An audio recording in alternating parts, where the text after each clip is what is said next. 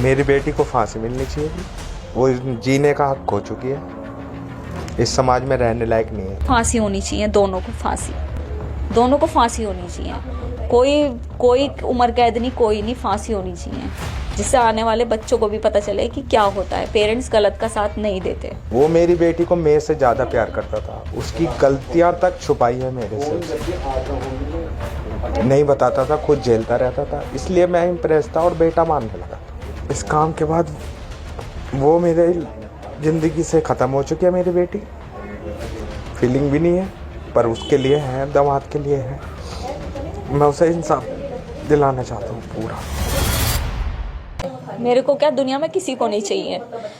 17 तारीख की रात को ये घूम के वापस आए हैं।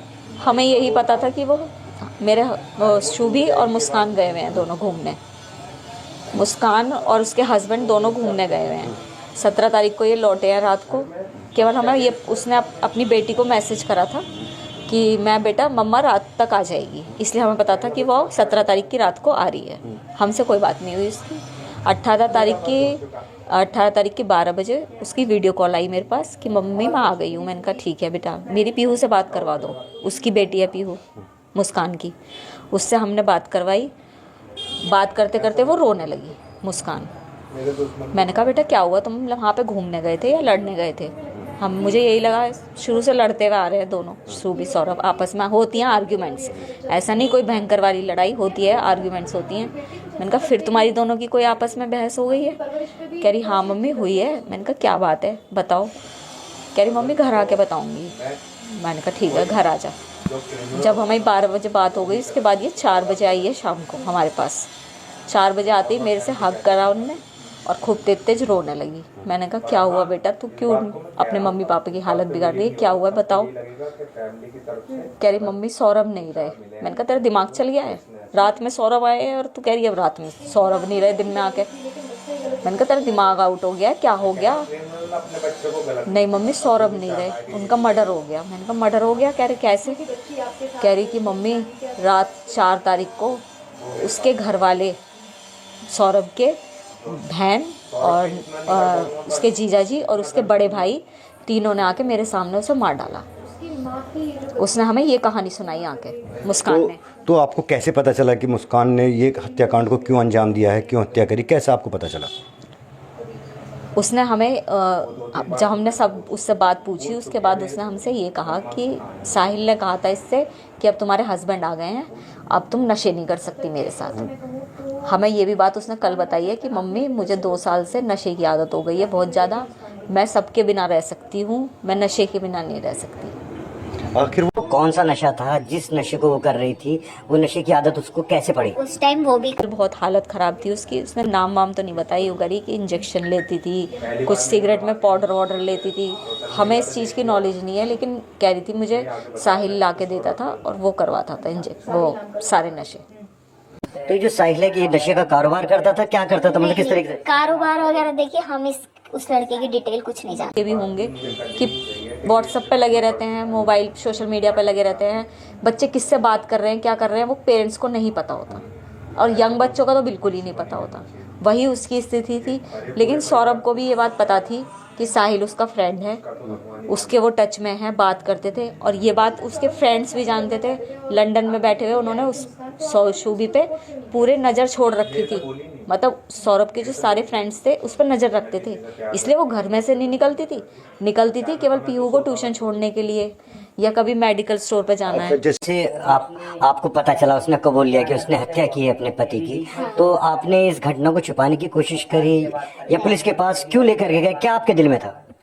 हमें सौरभ की आ रही थी, उनने उसके साथ बहुत बुरा करा। हमें उसकी तस्वीर घूमने आ रही थी, उनने हमारी बहुत रेस्पेक्ट करी, उसके प्यार की उनने कोई वैल्यू नहीं रखी, ब्लाइंड लव करता था वो, मतलब पैर धो के पीने लायक लड़का था वो। अपने पेरेंट्स को छोड़ा, अपने करोड़ों की प्रॉपर्टी छोड़ी, उसकी मम्मी पापा ने उसे बेदखल कर दिया उस बच्चे के लिए। तूने ऐसा काम करा जिसने तेरे लिए, मतलब पागलों की तरह पागल था वो। हम मजाक में कहते थे, उस पीहू को चिढ़ाते थे कि ब्रह्मपुरी का पागल आदमी कौन, तो खुद भी बोलती थी वो। सौरभ को कह रहे हो ना, मेरे पापा को कह रहे हो ना आप, उस बेचारे के लिए अब आप क्या चाहती हैं इसके अंदर? जैसे खुलासा भी हो गया, आपकी बेटी पकड़ी भी गई, उसका जो प्रेमी था वो भी पकड़ा गया, अब आप क्या चाहती हैं? फांसी होनी चाहिए, दोनों को फांसी। दोनों को फांसी होनी चाहिए। कोई उम्र कैद नहीं, कोई नहीं, फांसी होनी चाहिए, जिससे आने वाले बच्चों को भी पता। किया है, कैसे आपको पता चला और आप जो थाने तक लेकर के गए, ये पूरा मामला है क्या? क्या इस कहानी को जरा एक बार विस्तार से समझाइए। जी 12 बजे वो मम्मी को फ़ोन करा है, 17 तारीख की रात को आई है, उस टाइम कोई कांटेक्ट नहीं करा हमसे, रूम पर आ गई थी वो अपने। और 12 बजे अगले दिन 18 तारीख को उनने अपनी मम्मी को बात करी है वीडियो कॉलिंग पे कि पीयू से बात करनी है। पीयू से बात वीडियो कॉलिंग पे हो रही थी तो वो डिस्टर्ब लग रही थी और रो रही थी। तो मम्मी ने पूछा क्या बात है, सौरभ से लड़ाई हुई है क्या? तो उन्होंने कहा अभी इशारा करके कहा सौरभ है, अभी नहीं बताने की, मैं घर आके बताऊँगी। अच्छा, ये जो हत्याकांड किया है आपकी बेटी ने, इसके पीछे उसका मकसद क्या था और कैसे उसने किया, जरा थोड़ा सा उसे विस्तार से बताइए। मकसद उसने ये बताया, इसका जो फ्रेंड है जो शामिल है इस चीज़ में, उसने कहा कि इसने मेरे को 2-3 बार बोला है कि ये हमें नशे नहीं करने को मिलेंगे अब, और हम दोनों बिना नशे के नहीं रह सकते। और मेरी बेटी ने कहा मैं भी नहीं रह सकती अब बिना नशे के, इसलिए हटा दिया उसे रास्ते से।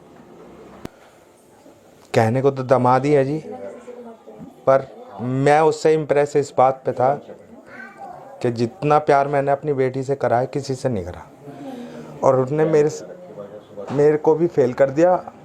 वो मेरी बेटी को मेरे से ज़्यादा प्यार करता था, उसकी गलतियां तक छुपाई है मेरे से, उसे नहीं बताता था, खुद झेलता रहता था, इसलिए मैं इम्प्रेस था और बेटा मानने लगा था।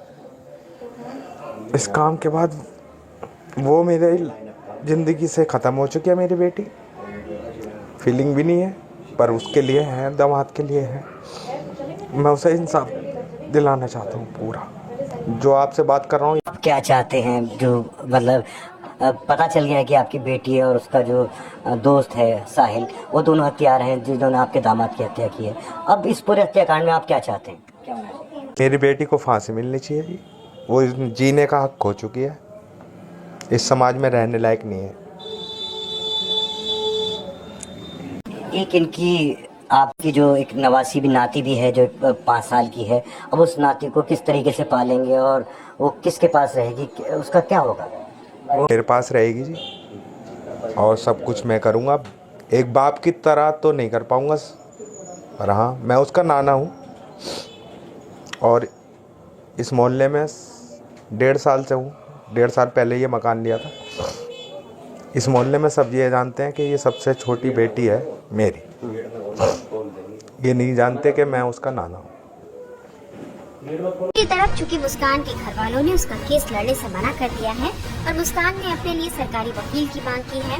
इस बीच मुस्कान के लिए एक वकील आगे आए हैं जो उसका केस लड़ने को तैयार है और उनका दावा है कि मुस्कान को फांसी नहीं मिलेगी।